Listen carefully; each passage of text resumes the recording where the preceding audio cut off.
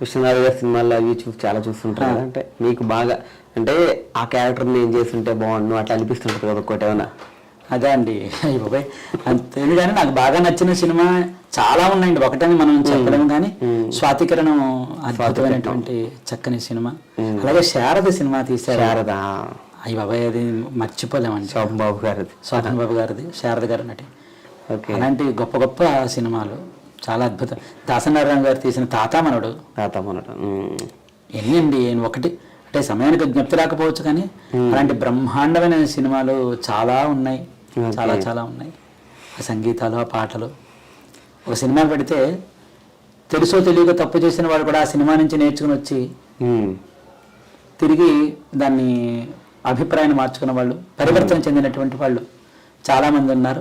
అప్పట్లో ఆ దశలో మేము కూడా ఉన్నాం. అడగ పళనిస్వామి గారు అంటారు. మీ ఫుల్ నేమ్ ఏంటండి? నా పేరు వచ్చి శివప్రసాద్. భాగవతి మా ఇంటి పేరు. భాగవతి. నా పేరు శివప్రసాద్. ఓకే. పళనిస్వామి అనేది మా కులదేవత పేరు. కులదేవత పేరు. ఓకే. కులదేవత చెప్పాను కదా, పళని చెప్పాను మా కులదేవతని. ఓకే. చెప్పాను కదా. నా పిల్లల పేర్లు కూడా అవే: పళని మురుగన్, పళని షణ్ముఖన్, పళని శరవణన్, పళనిస్వామి. నేను ఛానల్ ప్రారంభించేటప్పుడు నా పిల్లల ముగ్గురు పేర్లు కలిసి వచ్చేటటువంటి పేరు కావాలి, నా కులదేవత పేరు కావాలి. అందుకని పళనిస్వామి అని ఆయన పేరే పెట్టుకున్నా. ఓకే. మొత్తం కలిసి పెట్టుకున్నా. ఇప్పుడు నేను అందరికీ పళనిస్వామిగానే నేను బాగా పరిచయం. పళనిస్వామి గారు పరిచయం. నేను వృత్తిలోకి వెళ్ళినప్పుడు కూడా నన్ను మీరు పళనిస్వామి గారు కదా అంటారు. నన్ను ఎవరు ఆ పాత పేరుతో దొబ్బక. ఇవి కాకుండా వృత్తి ఏంటి? వృత్తి అంటే నేను పితృకార్యాలు చేయిస్తానండి. ఓకే. నా కుల వృత్తి అనమాట. ఓకే. అంటే రాజమండ్రి దక్షిణ కాశీ. ఇక్కడ కర్మకాండలకు పెద్ద పెట్టిన పేరు. ఎక్కడెక్కడి నుంచో దేశాల నుంచి రాజమండ్రి వస్తారు కర్మకాండల కోసం. గోదావరి కోసం, అఖండ గోదావరి కోసం వస్తూ ఉంటారు. అదృష్టవశాత్తు ఏంటంటే పితృకార్యాలు చేసేటటువంటి కుటుంబంలో నన్ను భగవంతుడు పుట్టించాడు. మా నాన్నగారు నేర్పిన విద్య ఇది నాకు. మా అమ్మగారు నేర్పిన విద్య వంట, మా నాన్నగారు నేర్పిన వృత్తి పితృకార్యాలు. కాబట్టి మా అమ్మగారు నేర్పిన వృత్తితో నేను ఇక్కడికి ఈ విధంగాను అందరిలోనే ఉన్నాను. మా నాన్నగారు నేర్పినటువంటి వృత్తితో ఈ విధంగా నేను జీవనోపాధి గడిపిస్తున్నాను. పితృకార్యాలు చేస్తాను. రాజమండ్రిలో కంభంబారి సత్రం అని చెప్పి ఇప్పుడు మా ఇంటి పక్కనే, గోదావరి గట్టు మీదే పక్కన, శంకరమఠం పక్కన. అక్కడికి వచ్చినట్టయితే నేను నా పిల్లలు ఆ వృత్తి చేస్తాను. నా పిల్లలు ముగ్గురు కూడా వేద పాఠశాలలో చదువుకున్నారు. తమిళనాడు తంజావూరు దగ్గర కుంభకోణం రాజా వేద కావ్య పాఠశాలలో వేదం పూర్తి చేశారు. అలాగే పితృకార్యాల వృత్తి కూడా వాళ్ళకి తరఫీదు ఇచ్చాను నేను. మేము అందరూ కలిసి ఈ వృత్తిని చేయిస్తూనే మేము జీవన ఉపాధి కొనసాగించుకుంటూ ఉదయం ఆ వృత్తికి వెళుతూ ఇంటికి వచ్చిన తర్వాత వీడియోలు చేస్తూ సాయంత్రం కాసేపు వ్యాయామానికి వెళ్తాను అనమాట. వ్యాయామం చేస్తానండి. నాకు చిన్నప్పుడు నేను అథ్లెటిక్స్లో నేను బాగా ప్రాక్టీస్ చేశాను, వెళ్ళాను. నాకు చిన్నప్పుడు పోలీస్ ఆఫీసర్ అవ్వాలని పెద్ద కోరిక ఉండేది. పోలీసు, అథ్లెటిక్, పక్కన సినిమా రంగాలు అన్నీ వదిలేసి ఇప్పుడు పురోహిత్యంలోకి వచ్చారు. ఉండాలని కోరిక ఉండేది. ఇంకా చెప్తున్నాం కదండి, మంచి ఒక అడ్వకేట్, పెద్ద లాయర్ అవ్వాలని కోరిక ఉండేది. సైక్రటిస్ట్ అవ్వాలని పెద్ద కోరిక ఉండేది. పోలీసు సెలక్షన్ కూడా అయిపోయిందండి. అన్నీ అయిపోయాయి. అప్పట్లో కొన్ని కారణాల చేత అవ్వలేదు. ఆల్ ఇండియా రేడియోలో సింగర్గా కూడా సెలెక్ట్ అయ్యాను నేను, విజయవాడ, విశాఖపట్నంలో కూడా. అప్పుడు కూడా కొన్ని కారణాల చేత వెళ్ళలేకపోయాను. సినిమా రంగంలో కూడా అనేక అవకాశాలు వచ్చాయి, వాటికి కొన్ని కారణాల చేత నేను వెళ్ళలేకపోయాను. ఇవన్నీ కూడా నాలో అణగారిపోయాయి అన్నమాట. భగవంతుడి దయ వల్ల ఇలాగ నాలాంటి ఈ చిన్న చిన్న ఆనందాలు నెరవేరక అనేక మంది ఈ రోజు రేపు సోషల్ మీడియాలో వాళ్ళ చిన్న చిన్న ఉత్సాహాలు మాలాంటి వయసులో ఉన్న వాళ్ళందరూ కూడా ముచ్చట తీర్చుకుంటున్నారు.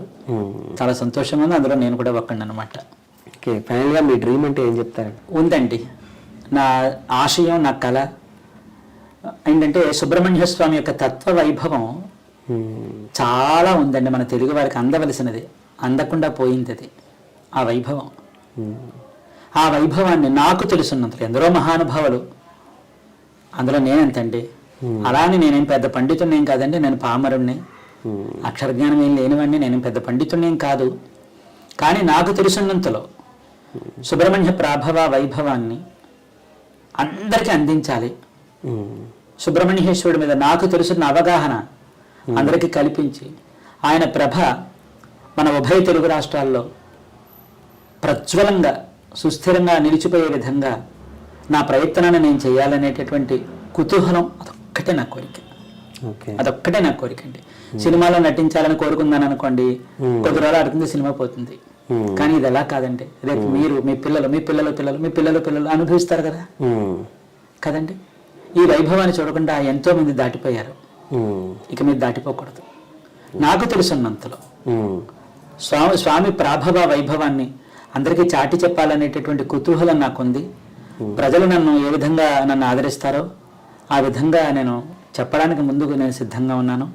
అలాగే పితృకార్యాలు చేయించడంలో మా కులవృత్తి అని చెప్పి 15 తరాలండి. నాది 15వ తరం. 15 తరాల నుంచి మా వృత్తి, మా పిల్లలకి ఇప్పుడు 16వ తరం నడుస్తుంది అన్నమాట ఈ వృత్తిలో. ఈ వృత్తిలో కూడా అందరికీ నేను సేవ చేయాలి, నాకున్న సేవ చేసి అందరినీ ఆ కష్టకాలంలో వడ్డెక్కించాలనేటటువంటి కళ కూడా ఉంది నాకు. ఈ 2 కళలు స్వామి ప్రభ వెలిగిపోవాలి అత్యంత వైభవంగా. సుబ్రహ్మణ్యేశ్వరుడి మీద ఉండేటటువంటి అపోహలు తొలగిపోవాలి. ఆయన అంటే భయం పోవాలి. ఎవరు ఏ స్థాయికి తగ్గట్టుగా ఆయన ఆరాధన చేసుకుంటారో ఆ స్థాయికి తాను దిగి వచ్చి మనల్ని కరుణిస్తాడు అనేటటువంటి ఆ ఆలోచన సుబ్రహ్మణ్య భక్తులందరికీ కలిగించాలనేది నా ఆలోచన.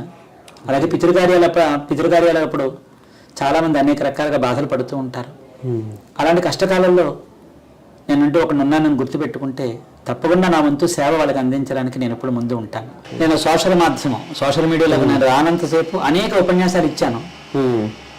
కానీ ఈ మీడియాలోకి వచ్చిన తర్వాత నాకు మళ్ళీ అవ్వలేదు. ఒకటి అటువంటి అవకాశం వస్తే నాకు తెలిసినంతగా చెప్పడానికి నేను ప్రయత్నం చేస్తాను. స్వామి వైభవం మీద. అంటే తెలుగు భాష మీద ఇంత పట్టుంది మీకు, ఇంత బాగా మాట్లాడుతున్నారు కదా తెలుగు, దాని గురించి ఒక రకంగా గోదావరి నీళ్ళ మహిమనే చెప్పాలి. నాకు చాలా ఇష్టం తెలుగు భాష అంటే, నాకు చాలా ఇష్టం అనమాట. పదాలు కూడా చాలా స్పష్టంగా పలుకుతుంటారు. పదాలు కూడా నాకు మక్కువ. తెలుగు భాష మీద నాకు చాలా మక్కువ.